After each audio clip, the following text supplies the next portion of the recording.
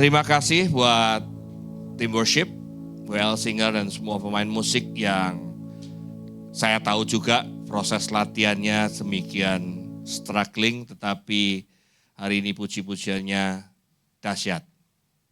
Tepuk tangan buat mereka. Terima kasih buat production team yang bertugas dengan luar biasa juga, usher, pendoa, dan Kids Church yang saat ini sedang melayani anak-anak kita. Bapak dan Ibu sekalian, kalau kita lihat dan kita harus syukuri, telah lewatlah 1 minggu, setelah hari Minggu yang lalu kita bersama-sama di tempat ini dan kita saat ini sudah lewat 1 minggu dan pasti, saya katakan pasti Bapak dan Ibu mengalami berbagai macam pengalaman dalam waktu 1 minggu ini. Banyak suka dan duka yang kita alami dalam 1 minggu ini dan yang patut kita syukuri apapun yang kita dapatkan. Pada pagi hari ini saya ingin sharingkan judulnya Never Enough. Ini memang satu tema yang mungkin kita sadari atau tidak kita sadari. Sebagai manusia yang hidup di dunia ini, kita selalu merasa tidak pernah cukup. Itu yang membuat kejahatan demi kejahatan yang dilakukan oleh manusia diakibatkan karena merasa tidak pernah cukup. Dan pada saat dia mau menuju kepada kecukupan, dia bisa menghalalkan segala cara untuk bisa dia memperoleh kecukupan. Mari kita coba baca satu ayat, beberapa ayat yang saya terambil dari 1 Timotius 6 ayat yang ke-6 sampai yang ke-10. Saya akan bacakan ayat yang ke-6. Memang ibadah itu kalau disertai rasa cukup memberi keuntungan besar. Sebab kita tidak membawa sesuatu apa ke dalam dunia dan kita pun tidak dapat membawa apa-apa keluar. Asal ada makanan dan pakaian, cukuplah. Tetapi mereka yang ingin kaya terjatuh dalam pencobaan, ke dalam jerat dan ke dalam berbagai-bagai nafsu yang hampa dan yang mencelakakan, yang menenggelamkan manusia ke dalam keruntuhan dan kebinasaan. Karena akar segala kejahatan ialah cinta uang, sebab oleh memburu uanglah beberapa orang telah menyimpang dari iman dan menyiksa dirinya dengan berbagai-bagai duka. Alkitab mengatakan bahwa kita lahir di dunia tanpa membawa apapun juga. Saya tanya, Bapak dan Ibu pernah lihat nggak ada bayi lahir sudah pakai baju? Pasti dalam kondisi yang telanjang, tidak membawa apa-apa, bahkan pada saat dia lahir ke dunia pun diusahakan untuk menangis, supaya ada paru-parunya mulai berkembang. Mulai bisa menghirupkan udara di luar kandungan ibunya. Demikian juga pada saat kita mati nanti, mau sekaya apapun juga, mau sekonglomerat kayak apapun juga, mau sehebat apapun posisi Anda mati hanya ditaruh di peti mati ukuran berapa? 2x1. Dan tidak bisa membawa Mercedes-Benz kita, gak bisa membawa Porsche kita, gak bisa membawa Lamborghini kita. Yang ada adalah kamuflase daripada Porsche, Mercedes, dan Lamborghini berupa mainan-mainan yang mungkin nanti akan dibawakan dan ada satu keyakinan kalau itu dibakar itu akan nyampe ke surga juga bersama-sama dengan yang meninggal. Deposito kita yang mungkin 15 triliun, apa bisa dibawa? Pernah suatu saat ada seorang pengusaha yang kaya raya, uangnya triliunan, meninggal dunia. Dan sebelum meninggal dunia dia memberikan surat wasiat kepada istrinya. Istriku, pada saat nanti aku mati, semua uang itu ubah menjadi emas dan masukkan dalam peti. Saya nggak mau yang hidup menikmati kekayaan saya. Singkat cerita, istrinya oke, dan akhirnya meninggal konglomerat ini. Lalu istrinya melakukan segala sesuatunya dan istrinya menuliskan cek berisi 15 triliun tadi, dan cek itu dikatakan pada almarhum suaminya. Suami, kalau nanti pakai emas berton-ton, susah ngangkutnya. Jadi supaya memperingan dan mempermudah pengangkutan dan pemakaman nanti, saya ganti pakai cek aja 15 triliun. Jadi uangnya nggak jadiin beli emas, dikasihlah cek 15 triliun, ditaruh di peti mati. Dengan pesan, nanti nyampe surga kau cairkan sendiri di sana. Gak akan bawa apa-apa kita, paling banter dikasih baju, jas. Terkadang mau sekaya apapun juga, tim penguburan di rumah duka ada standar jasnya, ada standar sepatunya, udah diberikan dan itu yang dipakai. Saya nggak tahu apakah istri dan anak-anak kita akan menggunakan kita, memakaikan Versace, jas Versace kita. Nggak tahu juga. Pada saat kita mati kita nggak tahu apa yang kita bawa. Tetapi kenyataannya kita hidup di dunia yang 70 tahun atau lebih dari situ itu jadi satu bonus. Tapi maksimal manusia hidup itu 70 tahun.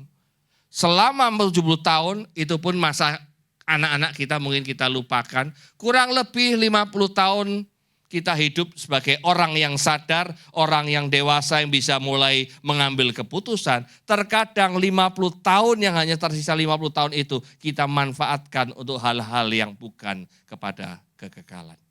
Untuk mengejar segala sesuatu yang nantinya akan kita tinggalkan di dunia. Menurut saya nggak worth it. Menurut saya itu nggak berharga, nggak ada sesuatu yang kata Salomo itu semuanya adalah sia-sia belaka, seperti menjaring angin. Banyak orang juga selalu berdoa kepada Tuhan, berikan aku berkat material, supaya aku bisa punya ini, saya bisa punya itu, saya bisa punya apapun juga yang saya inginkan, Tuhan akan kasih. Tetapi ingat, pada saat kita sudah memilikinya semua, tiba-tiba kita jatuh sakit dan kita tidak bisa nikmati, apalah gunanya semua yang sudah kita miliki. Bapak dan Ibu jemaat NIC, berdoalah bukan untuk mempunyai berkat memiliki, tapi berdoalah untuk mempunyai berkat menikmati. Karena itu jauh lebih menikmat, itu jauh lebih besar daripada hanya memiliki tapi tidak bisa menikmati. Kalau kita punya berkat menikmati, makan nasi putih dengan garam pun menjadi nikmat.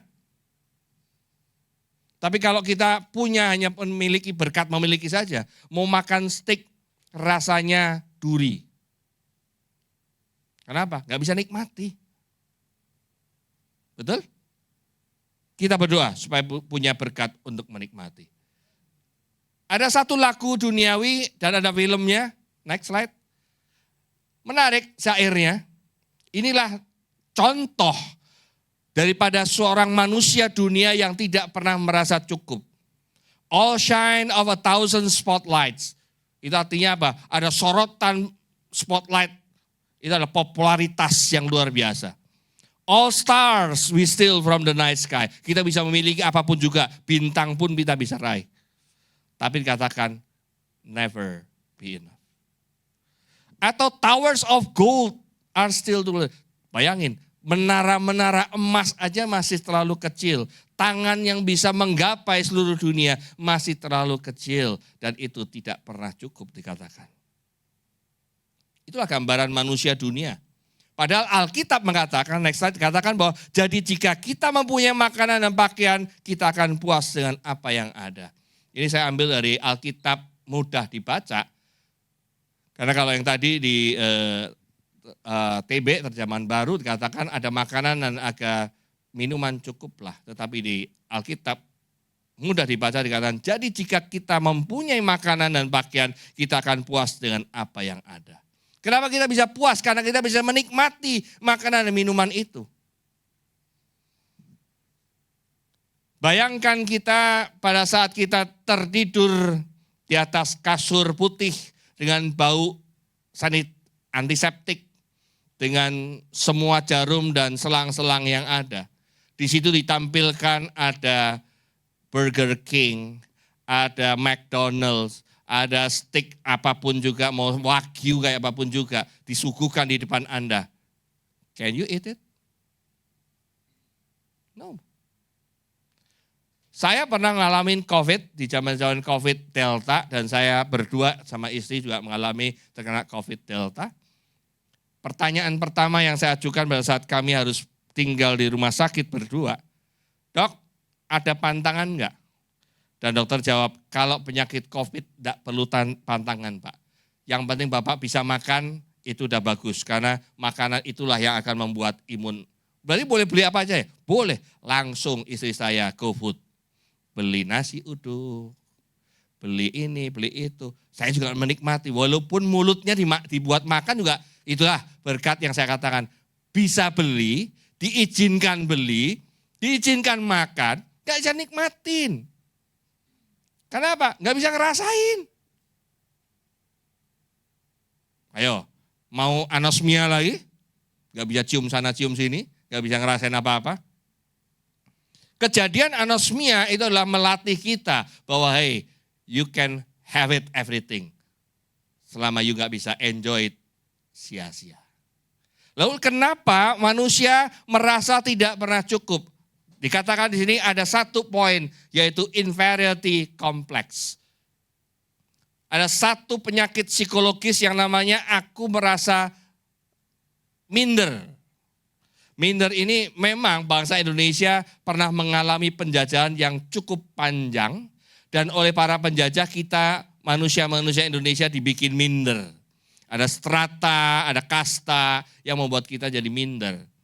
Di zaman-zaman saya masih muda, zaman remaja, zaman muda, kerja, pernah keliling dunia, dan setiap kali ada seminar-seminar di dunia, di luar negeri sana, orang Indonesia adalah peserta yang paling baik. Karena nggak pernah tanya dan nggak pernah ngasih ide. Pendengar yang baik. Kenapa? Mereka takut bertanya dan takut memberikan ide. Bukan karena masalah bahasa Inggrisnya saja, mereka minder. Tapi kalau di lokal sendiri, di bangsa sendiri ada seminar, gencar benar sampai debat kursi. Begitu ada orang bule yang muncul sebagai pembicara, silence. Karena mereka takut sama orang bule.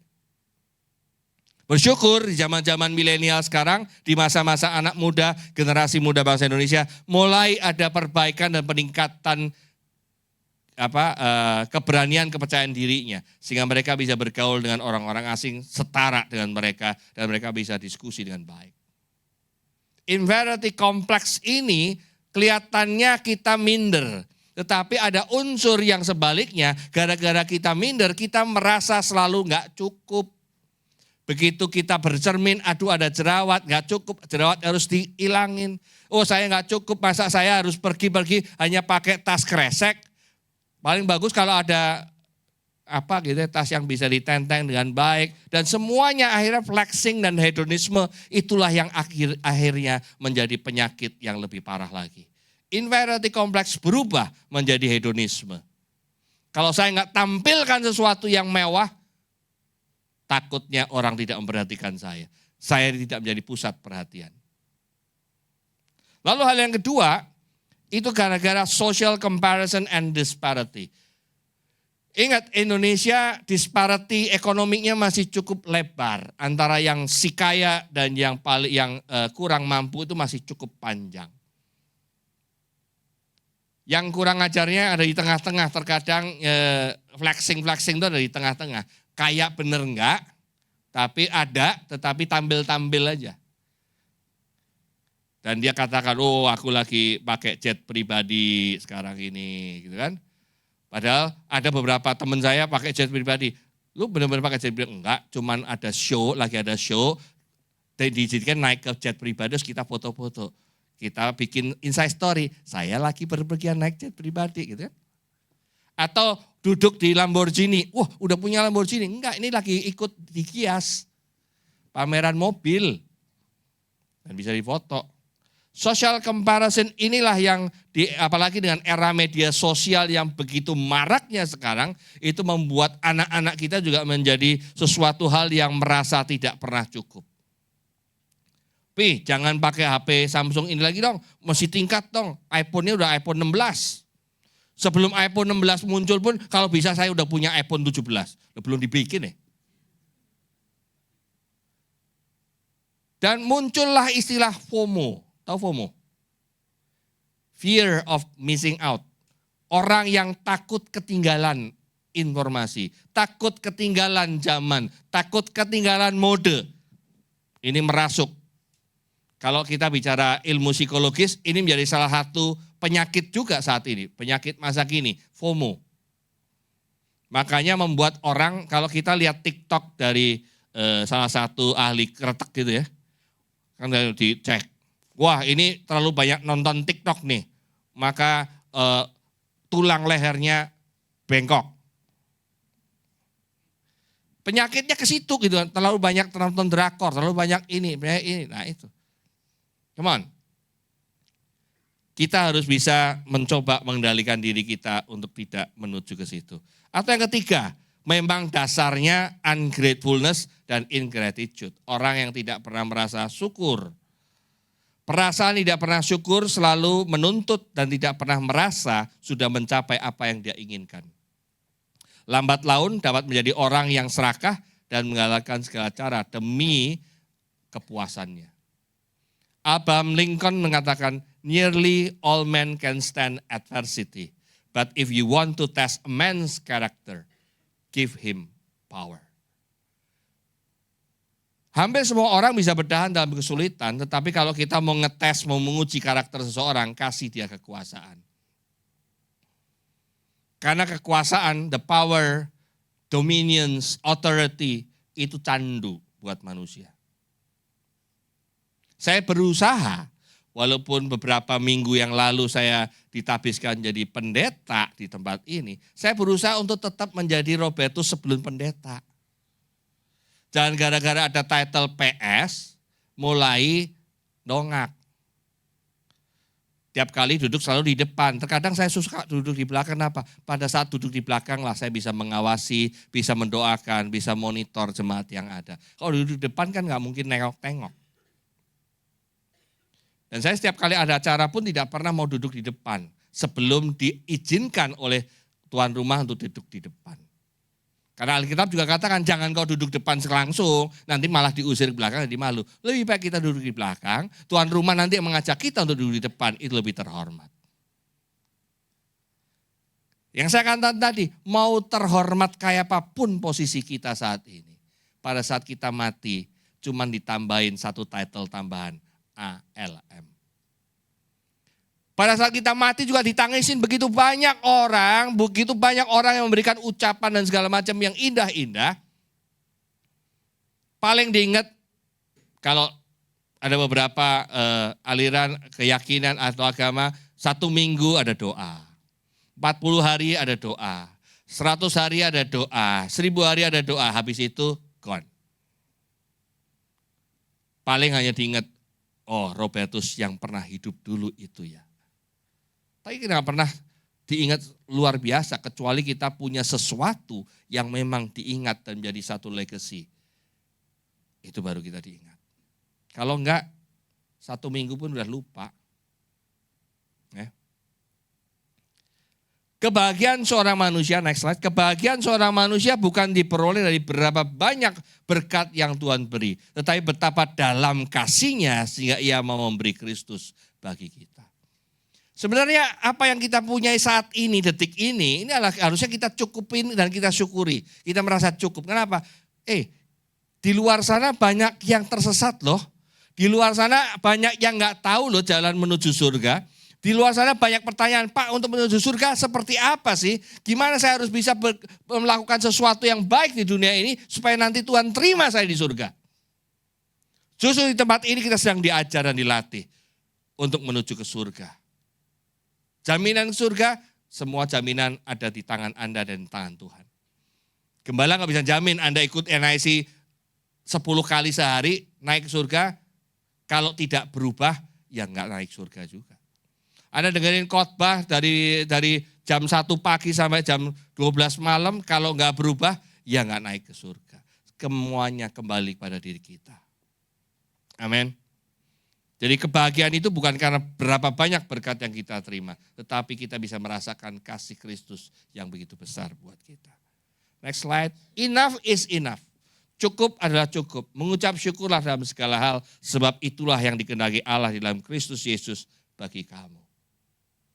Lalu bagaimana kita melatih diri kita untuk bisa merasa cukup? Nah, depan kita akan ada 4 hal yang perlu kita latih dalam 1 bulan ini. Karena 1 bulan ini bagi saya, di otak saya sedang mengimani dan menghidupi 4 values dari gereja kita. 2 bulan lalu kita bicara kindness, Bulan lalu kita bicara masalah integrity, bulan ini kita bicara trust. Nah, coba kita belajar melatih diri kita untuk bisa mempunyai rasa cukup dan syukur dengan kata trust tadi. Yang pertama, nomor satu yang harus kita pikirkan adalah center of concern kita, pusat pikiran kita. Coba kita introspeksi dalam 1 bulan ini, setiap pagi kita introspeksi dan bertanya pada Tuhan, Tuhan hari ini saya harus punya pusat pikiran kemana nih? Apakah pusat pikirannya pada keakuan saya atau kepada suatu pelayanan atau suatu pekerjaan atau yang paling utama fokus saya kepada Tuhan. Percaya saya, kalau paradigma ini sudah kita setting, mindset pikiran kita bisa setting bahwa fokus pikiran saya 1 hari ini, apapun yang saya katakan, apapun yang saya lakukan, fokus saya kepada Tuhan. Dan selalu kita bertanya kepada Tuhan, God, what do you want me to do? Dan apapun yang mau kita katakan, kita pikir, kalau kata-kata ini muncul, kira-kira Tuhan happy or unhappy? Percaya saya, pasti hidup Anda 1 hari itu akan penuh berkat dan kelimpahan yang luar biasa.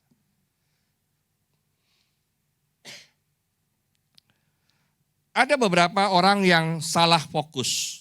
Next slide. Istilahnya ada eksistensialisme. Orang yang merasa aku ada karena orang lain menganggap aku ada. Sehingga aku harus membuktikan diriku bahwa aku punya sesuatu sehingga orang bisa dan harus melihat aku. Ada orang yang orientasinya kepada akunya tinggi. Dan ada istilahnya eksistensialisme ini adalah dia merasa aku ini keberadaan saya ada karena teman-teman melihat saya ada. Teman-teman mengakui bahwa saya ada. Dan keberadaan saya bukan karena saya anzi saya, tetapi apa yang saya miliki oleh karena posisi saya, oleh karena jabatan saya, kekayaan saya. Sehingga orang yang kena kasus eksistensialisme ini, dia berjuang untuk bisa eksis. Yang kedua, rasionalisme. Orang yang berpikir dengan rasionya, aku hidup karena aku berpikir aku hidup. Tiba orang ini adalah orang yang tidak peduli dengan orang lain, yang penting ambisinya tercapai. Mohon maaf, saya minum dulu.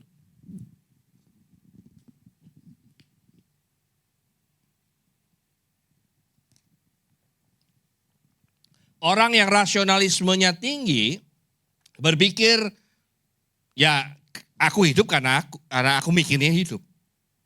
Aku ada, ya karena aku mikirnya ada. Aku baik karena aku mikir aku baik.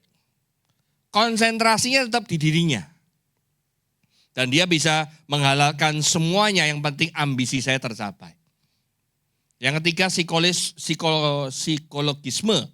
Orang yang menekan rasa nyaman untuk diri sendiri. Maunya enaknya sendiri. 3 hal ini yang bisa menyerang kita-kita manusia untuk membuat fokus diri kita kepada keakuan kita. Next. Dikatakan di sana, ketika aku menjadi penentu dalam hidup, maka aku tidak akan pernah cukup untuk memahami arti dari kata cukup. Kalau fokus kita pada diri kita, maka gak akan ada lagi rasa cukup yang kita bisa rasakan.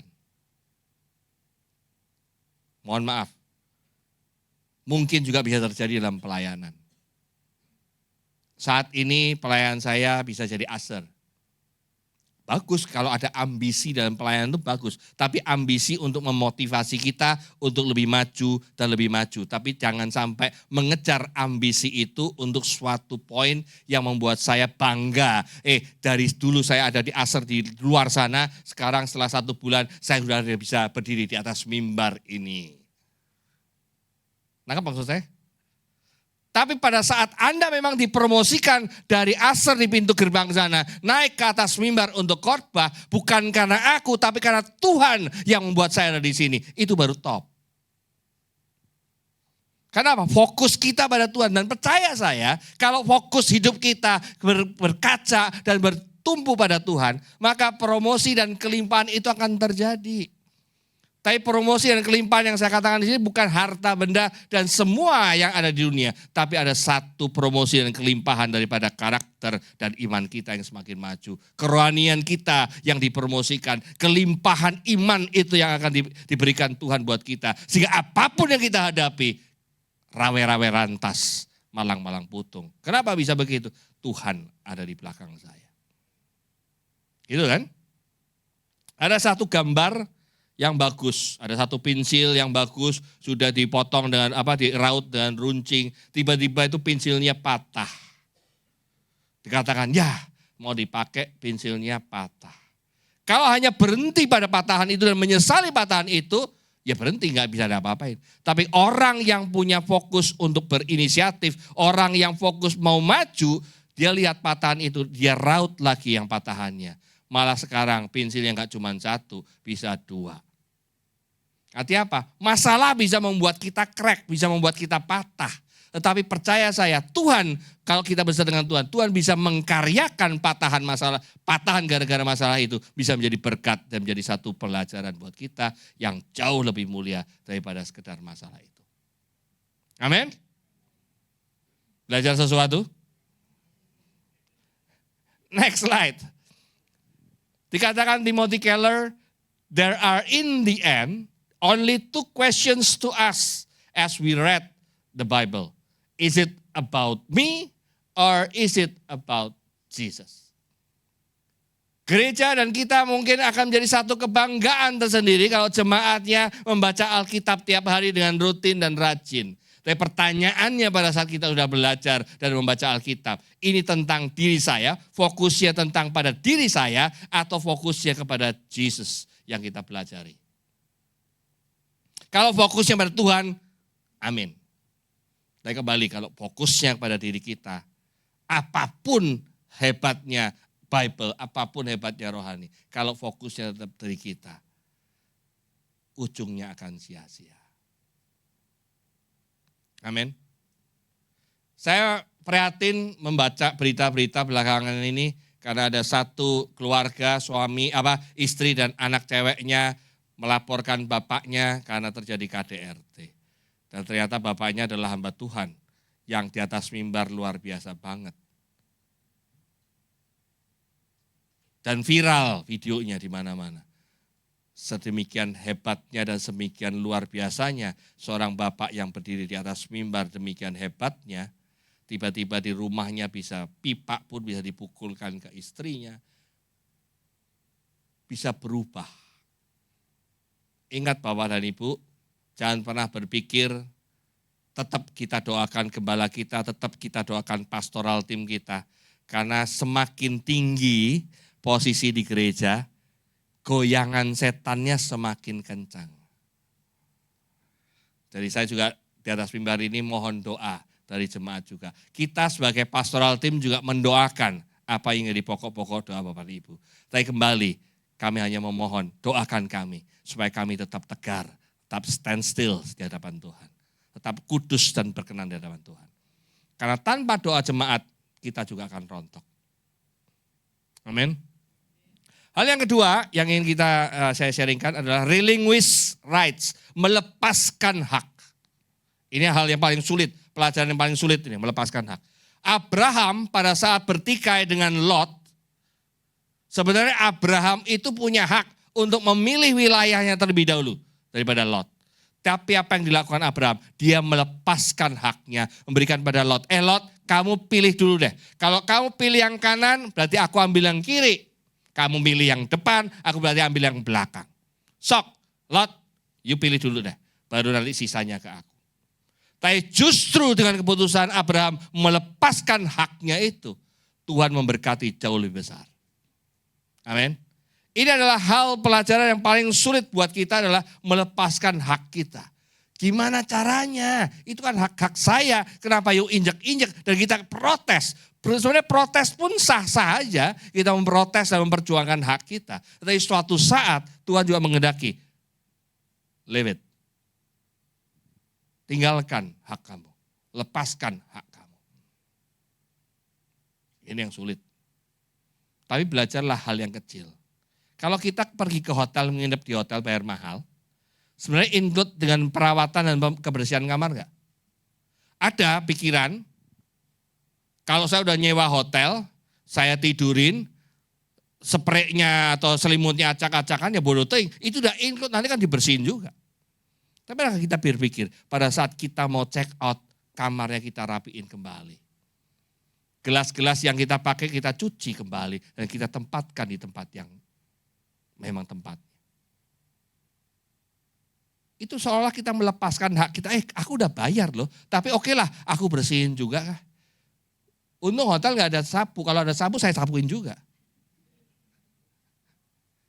Saya tuh paling happy, paling seneng, nyaman kalau keluar hotel, kamar saya rapi kembali. Walaupun nanti saya ngomong percuma juga dirapiin, karena habis itu pasti dibongkarin lagi sama pelayannya untuk diganti spray, ganti selimut. Tapi paling enggak pada saat saya keluar, aku menyerahkan kembali kamar yang aku sewa dengan baik. Baru kali ini juga saya lagi kontrak satu rumah, karena kebetulan rumah almarhum papa mama laku dan barang-barang harus kita pindahkan. Kaget saya, dikasih tahu sama pembantu kemarin, Pak, kemarin bantu bersihin rumah kontrakan, tapi sulit, saya nyapu sambil nyalain lampu HP. Loh, kenapa? Rumah kontrakannya lampunya cuma ada 2 doang, yang lain dicopotin semua. Saya baru kaget, bisa ngontrak rumah, lampunya dicopotin semua. Jadi saya katakan nanti ngatain lagi ya, itu nanti beliin aja. Nanti pas kita keluar copotin lagi, nggak usah. Repot amat copotin lampu. Ya udah apa adanya aja. Hal yang ketiga, abundance mentality. Mental kelimpah ruahan. Kalau tema kita adalah promosi dan limpah ruah, kita harus punya mental ini. Dan mental ini adalah mental yang sangat hebat sekali sebenarnya kalau kita punya mentalitas kelimpah ruahan. Kenapa? Kita selalu akan merasa cukup dan kita selalu merasa syukur. Ada graciousness yang tinggi dalam hati kita. Sehingga apapun yang kita hadapi, selalu kita mengucapkan syukur. Next, ada satu kata, having abundance mentality is not just positive thinking, it is faithful thinking. Saya katakan faithful thinking ini bukan pikiran yang setia, tetapi saya lebih katakan pikiran yang punya iman yang penuh. Karena pada saat kita punya abundance mentality, kita percaya bahwa semua yang disiapkan kita, Tuhan sudah siap. Apapun yang kita butuhkan, Tuhan sudah siapkan buat kita, Tuhan sudah sediakan. Selalu saya katakan, kasih contoh abundance mentality kalau kita lagi pesta pernikahan, kita berdirinya di mana? Di dekat pondokan yang kita asik makanannya, biasanya siomay atau sate kambing atau kambing guling, berdiri di sana supaya apa? Begitu teh mulai makan, kita langsung ngantri di sana. Kenapa selalu begitu? Bukan karena apa-apa, takut kalau habis. That's scarcity mentality, mentalitas kemiskinan.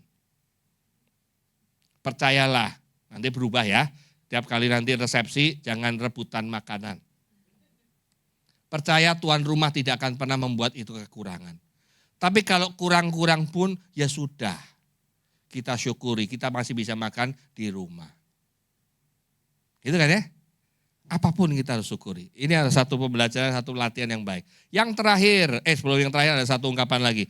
Bahagia itu sederhana. Ketika kita mensyukuri berkat yang Tuhan berikan. Maka kita lebih kaya daripada orang kaya. Amin. Selalu ingat, minta kepada Tuhan berkat kasih karunia menikmati. Lebih baik daripada karunia memiliki. Yang terakhir, trust Him. Percayalah kepada Tuhan. Amsal 3 ayat 5, percayalah pada Tuhan dengan segenap hatimu dan janganlah bersandar pada pengertianmu sendiri. Hanya berfokus pada Tuhan dan percaya pada Dia saja yang dapat membuat diri kita merasa puas dan syukur. Karena kalau kita membayangkan Tuhan, harusnya kita syukuri. Kenapa? Harusnya kita ada di neraka, tapi Tuhan mau mengutus anaknya Kristus, Sang Firman itu menjelma dari manusia untuk menebus kita supaya kita nggak masuk dalam neraka. Itu adalah satu berkat yang luar biasa, melebihi semua material, semua materi yang ada, semua jabatan yang ada, semua keilmuan yang ada. Itu adalah berkat yang tidak ternilai buat kita. Dikatakan di sana, ayat yang tadi Timotius 6 ayat yang ke-6, 1 Timotius 6 ayat yang ke-6, memang ibadah adalah disertai rasa cukup memberi keuntungan besar. Tapi kalau kita lihat dalam bahasa Inggrisnya, New King James dikatakan, now godliness with contentment is great gain. Saya fokus di contentment. Contentment adalah merasa cukup.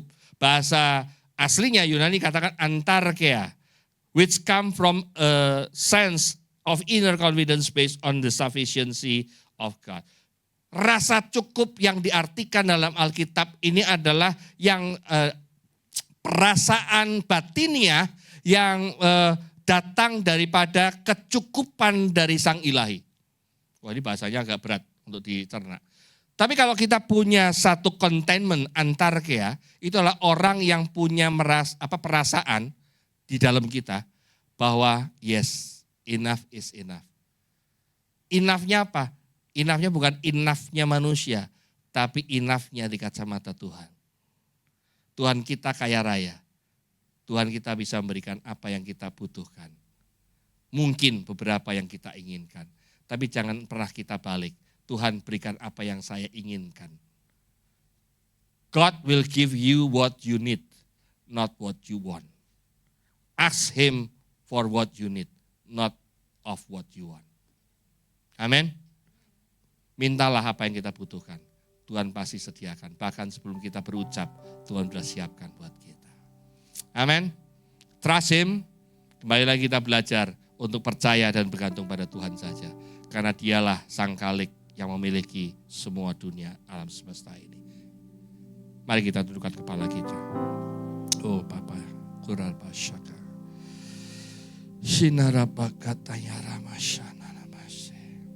Bapa, hamba telah berhenti berucap, hamba telah berhenti untuk sharing akan isi hatimu dan kehendak-Mu buat jemaat-Mu di sini.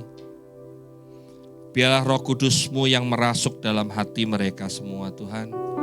Biarlah Roh Kudus-Mu yang menguasai diri kami semua Tuhan.